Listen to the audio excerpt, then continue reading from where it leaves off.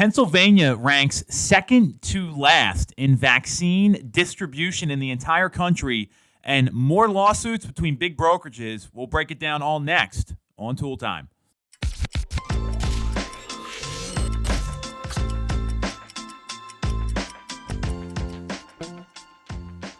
We are back on Tool Time. I am Tom Tool. She's Sarah Timon. And we've got some unfortunate news, in my view, for everyone in Pennsylvania today, which is that Pennsylvania currently ranks second to last in vaccine distribution. And there's a lot of reasons why. What do you think about all this, Sarah? It does not speak well for Pennsylvania. It's also interesting that the top ranking state is West Virginia. Yes. So yes. I guess we need to take a lesson from West Virginia and figure out what they're doing.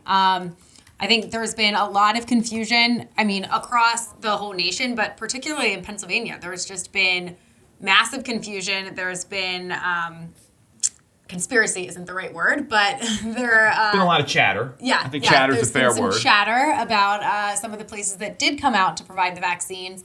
And things just aren't going smoothly. It's not at all. And you look at, and there's a myriad of issues here. The first one I see is probably the biggest one is this Philly fighting COVID scandal, because that's where most of the people live in Pennsylvania, right? Is Philadelphia.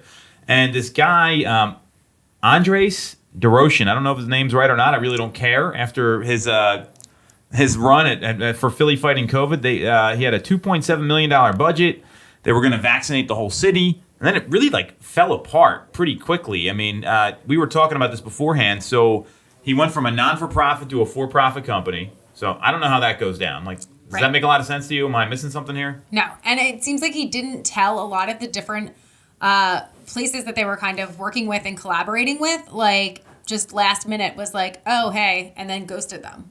There was reports that he was at a distribution site. And he said, hey, protocol's out the window. All the things we're supposed to be doing are out the window. And then he's grabbing vaccines and putting them in his duffel bag. This seems highly illegal on many levels. So I think the bigger problem here is the mayor of Philadelphia endorsed this company. How does this even happen? Yeah. I think he kind of switched the plan up partway through. Agreed, yeah. And just got greedy. I think whatever his initial ideas were for what he wanted to do and how he wanted to go about it, I think if he would have followed those and then listened to the advice of the medical providers, this could have been a positive thing. Instead, he switched it halfway through, made some missteps. And I think what's particularly upsetting about him kind of taking some of the vaccines and then I think he gave them to friends or at least to his girlfriend or something like that. Someone who shouldn't have gotten the vaccine. Right? And by someone, he's not a registered nurse to be administering them. But I think his defense was they were going to go to waste and they were going to have to be thrown out if they didn't get used.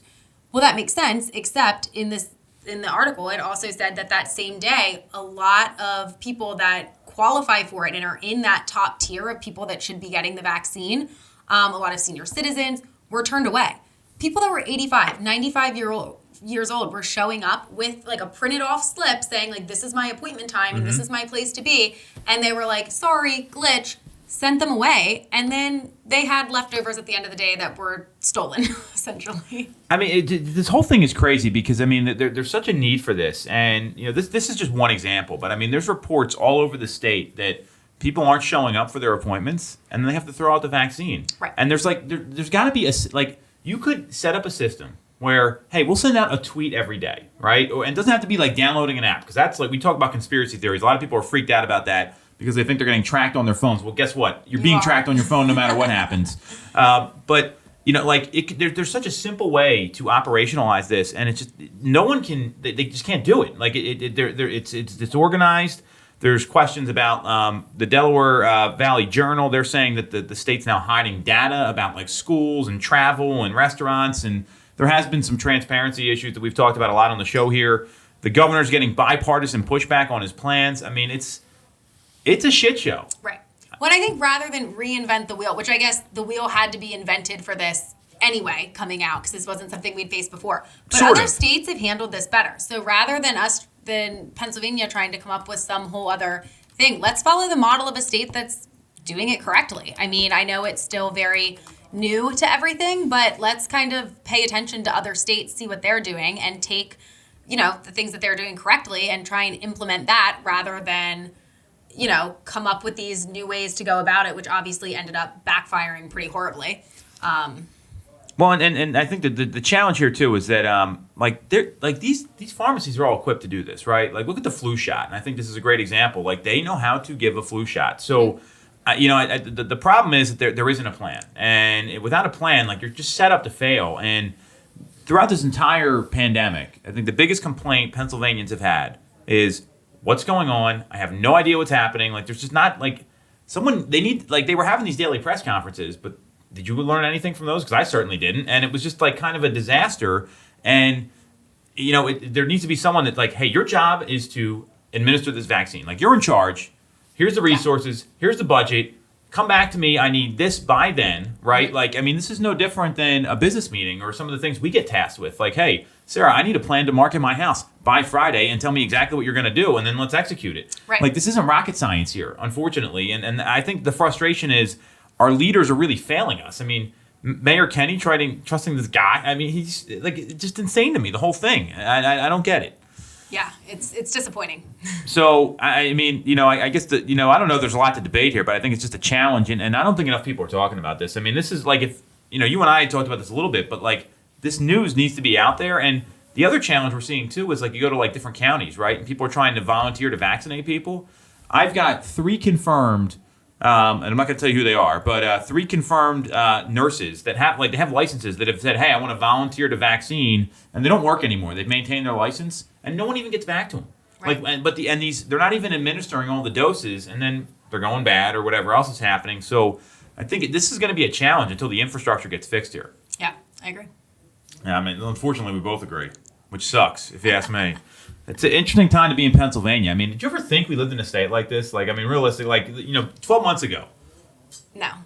It's crazy. It's nuts. That's why everyone's moving to Florida. I mean, this is what's got people just want their lives back. It's insane. So, anyway, that's what's going on locally.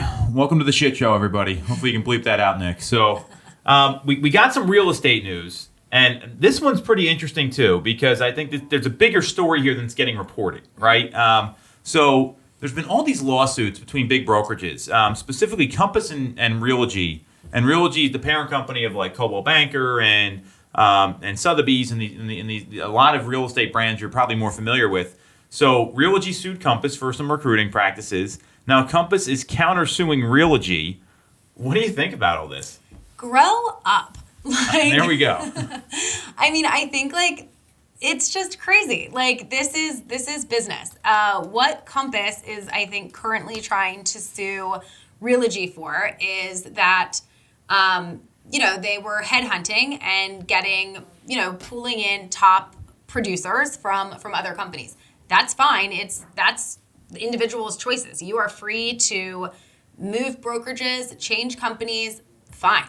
But whoever, if you had a listing and you signed that while you were with a certain brokerage, that listing belongs to the brokerage, not to the individual. So Compass is trying to sue because the people that they've headhunted over, they're not getting the listings that were signed while they were with their other brokerage. Well, I don't understand what there is to really dispute there. I mean, it is what it is. The amount of money that you're spending in these lawsuits can't equal what you would have been getting from these listings. So just grow up, move forward. Your investment was bringing in this top producer. Assume that they're going to continue to produce at a high level and get more listings. It's just so much ridiculousness. I mean, I totally agree with you. I mean, some of the things in the suit. So one of them, the things Compass is alleging is they're refusing to release listings. That's something that's in your contract with your brokerage. This is already spelled out. There's employment contracts in place. Unfortunately, I have seen that when people move from different companies, they kind of forget what's in the contract and they want their listings and whatever else. So, that happens, but that's also why you sign a contract. That's the whole point of them. The other thing this one is good, that Realogy has been complacent in the face of innovation. Okay. And then Realogy counterpoint is that these are fictional and meritless counterclaims. This to me sounds like a big waste of time. I know that when, there's a reason why the majority of cases settle out of court. Because it's a waste of time. What are they going to do? Litigate this and get money from each other? I think there's bigger issues here, right? So Realogy's stock price has been in the toilet for a whole year. Like it's not doing well. Compass has been under a lot of heat because of some major firings they made about a year ago. They cut up a lot of their marketing and tech staff. There's questions of what they're actually providing agents and what all their tech stack is. And my whole point is, aren't these companies supposed to be focusing on selling real estate? Because I know that's like the main thing, and I just don't.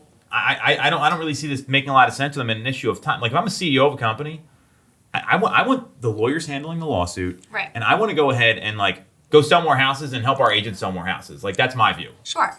And I mean, for what I was talking about with Compass there, if you were an agent that had a listing with another brokerage, I mean, shouldn't that be something that the agent works out with their brokerage to figure out like on this, like, hey, in this case, this is what I did. How can we work this out? Or like, you will still get this split. I did, you know what I mean? It's not, I don't understand why it had to go to like that high of a level to be disputed. Like that should just be something that's discussed individually among the agents. Well, this is why you have like an exit agreement. Like if you know how to write a contract, it should be like, hey, if this happens, then this. Like that's how it works, right? I mean, we've talked about this one-on-one, like just because we work together. That's how it is. There's a big winner here, and it's not either one of these companies. Zillow, right? Like to me, like this is exactly what these tech companies want. I would even put CoStar in that group if you want to go there, because all these brokerages are fighting, right? And what it's doing, it's taking their focus away from the main thing, which is selling houses, getting listings, right? Like that, like listings. That's all everyone's talks about right now. Imagine if the CEO of Realogy goes, hey, you know what? We're going to roll out a company-wide initiative to help everyone get more listings, and here's what we're going to do. Like that would be so much more valuable than fighting for people that already left your company anyway. Sure. And it just, I don't. This is exactly what these tech companies want, because these brokerages are so focused on, like to me, low-level priorities instead of staying a couple steps ahead of everybody else. Right. I agree.